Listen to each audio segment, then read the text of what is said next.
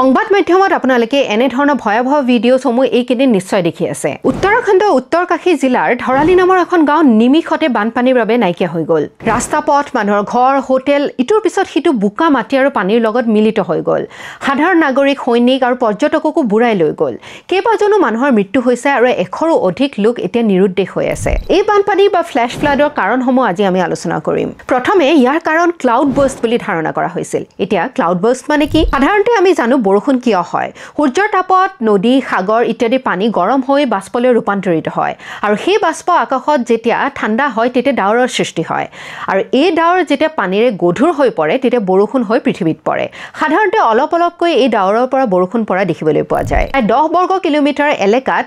100 মিলিমিটাৰতকৈ অধিক বৰষুণ পৰে তাকে আইএমডি অনুসৰি ক্লাউড বাৰ্ষ্ট বুলি কোৱা হয় কিন্তু উত্তৰকাশীৰ এই দুৰ্যোগটো ক্লাউড বাৰ্ষ্ট বুলি ধৰি লোৱা হোৱা নাই যেহেতু বৰষুণৰ মাত্ৰা ইমান বেছি নাছিলে হিমবাহ বা গ্লেচিয়াৰসমূহ দ্ৰুতগতিত গলাৰ কাৰণে এই ফ্ল্যাশ ফ্লাড হৈছে বুলি এতিয়া ধাৰ্য কৰা হৈছে উত্তৰাখণ্ড ৰাজ্যত প্ৰায় 1200ৰো অধিক হিমবাহ বা গ্লেচিয়াৰ্ছ আছে আৰু তাৰে বহু কেইখন উত্তৰকাশী জিলাত অৱস্থিত গোলকীয় উষ্ণতা বঢ়াৰ বাবে বতৰ পৰিৱৰ্তন ঘটাৰ বাবে এই গ্লেচিয়াৰসমূহৰ বৰফ দ্ৰুতগতিত গলিব ধৰিছে সেইবাবে পাহাৰীয়া নদী সমূহত হঠাতে পানী বৃদ্ধি হয় আৰু উখ পাহাৰৰ পৰা অতি বেগেৰে মাটি আৰু পানী মিলি ফ্ল্যাশ ফ্লাডৰ দুৰ্যোগেৰে দেখা দিয়ে সেইবাবে উত্তৰকাশী জিলাত থকা ক্ষীৰগংগাৰ দৰে নৈ খুব কম সময়তে ফেনে ফুটুকাৰে ভৰি উঠিল আৰু ইয়াৰ ভয় লগা আন এটা কাৰণ হৈছে যে ফ্ল্যাশ ফ্লাড ইমান দ্ৰুতগতিত ঘটাৰ বাবে বৰ্তমানৰ প্ৰযুক্তিৰে ভৱিষ্যতবাণী কৰাটো প্ৰায় অসম্ভৱ হৈ পৰে সেইবাবে মানুহৰ ইয়াৰ লগত মোকাবিলা কৰাটো যথেষ্ট অসুবিধা হয় সেইবাবে যদিহে আপুনি পাহাৰীয়া অঞ্চলত বাৰিষা কালত ফুৰিব যায় তেন্তে সাৱধান হ'ব পাহাৰৰ সৌন্দৰ্যই মিনিটৰ ভিতৰতে